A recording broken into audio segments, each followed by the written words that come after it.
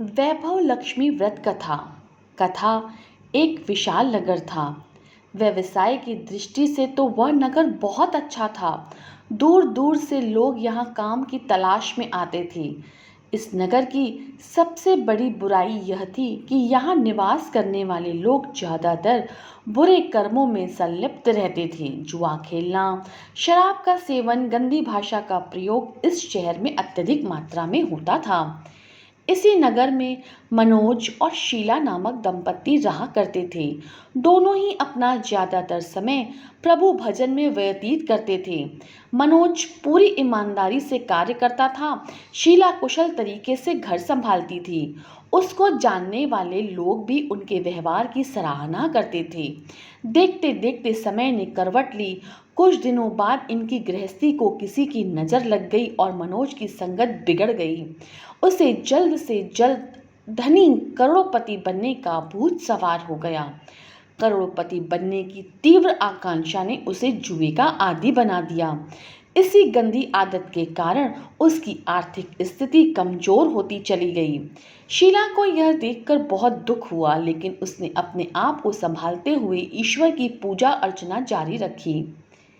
एक दिन की बात है, उसके घर में किसी ने दरवाजा खटखटाया। उसने दरवाजा खोला तो सामने माँ जी खड़ी थी। उसके मुखमंडल पर अलौकिक तेज था। उसको देखते ही शीला के मन को एक असीम शांति मिली। शीला उस माँ जी को पूरे आदर सत्कार के साथ घर ले आई। घर की आर्थिक स्थिति बहुत ज़्यादा खराब होने के कारण बैठाने के लिए कुछ भी नहीं था। अतः शीला ने सकुचाकर एक फटी हुई चादर बिछाई और उस पर उनको बिठा दिया। माँ जी बोली, क्यों शीला, मुझे पहचाना नहीं? हर शुक्रवार को लक्ष्मी जी के मंदिर में भजन कीर्तन के समय मैं भी वहाँ आती हूँ। शीला कुछ समझ नहीं पा रही थी। फिर माँ जी बोली, असल में तुम बहुत दिनों से मंदिर नहीं आई, इसीलिए मैं तुमसे मिलने आ गई। माँ जी के इन प्रेम भरे शब्दों को सुनकर शीला भाव विभोर हो उठी। उसकी आंखों से अश्रु की धारा निकल पड़ी और उनके कंधे पर सिर रखकर तेज से रोने लगी।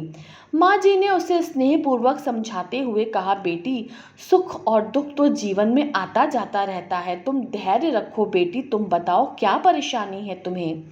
माँ जी के ऐसे कहने पर उसे काफ़ी मानसिक बल मिला और उसने माँ जी को पूरी बात बता दी।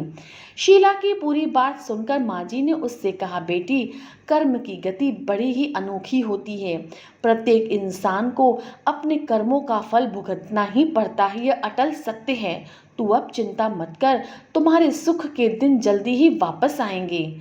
महालक्ष्मी स्नेह का सागर है। वे अपने भक्तों को संतान की भांति प्रेम प्रदान करती हैं। तुम धैर्यपूर्वक माँ लक्ष्मी जी का व्रत करो, इससे सब कुछ ठीक हो जाएगा। माँ लक्ष्मी जी का व्रत करने की बात से शीला का चेहरा खिल उठा। उसने पूछा, माँ, लक्ष्मी जी का व्रत कैसे किया जाता है? कृपा करके मुझे विस्तार से समझाइए, मैं यह व्रत अवश्य करूँगी। माँ जी ने कहा, बेटी, यह व्रत बहुत ही सरल है। इसे वैभव लक्ष्मी व्रत या वर लक्ष्मी व्रत भी कहा जाता है। उन्होंने शीला को व्रत विधि के बारे में विस्तार से बताते हुए कहा कि इस व्रत को करने से तुम्हारे समस्त मनोरथ पूर्ण होंगे। शीला यह सुनकर आनंदित हो गई। शीला ने उसी समय आंखें बंद की और माँ लक्ष्मी का ध्यान किया, पर जब आंखें खोली तो कोई भी सामने न था। माँ जी वहाँ से विस्मित हो गई थीं। शीला को तत्काल यह समझने में देर न लगी कि माँ जी कोई और नहीं अपितु साक्षात लक्ष्मी माँ ही थी।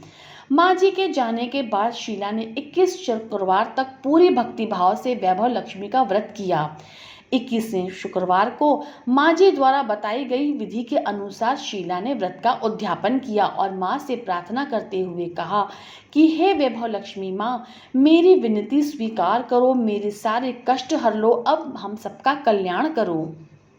व्रत के प्रभाव से धीरे धीरे शीला का पति भी सुधरने लगा। उसने सारी बुरी आदतों का त्याग कर दिया और वह पहले की तरह ईमानदारी से अपने काम पर लग गया। इस तरह से माँ लक्ष्मी की कृपा से शीला और मनोज का घर फिर से संपन्नता और समृद्धि खुशहाली से भर गया।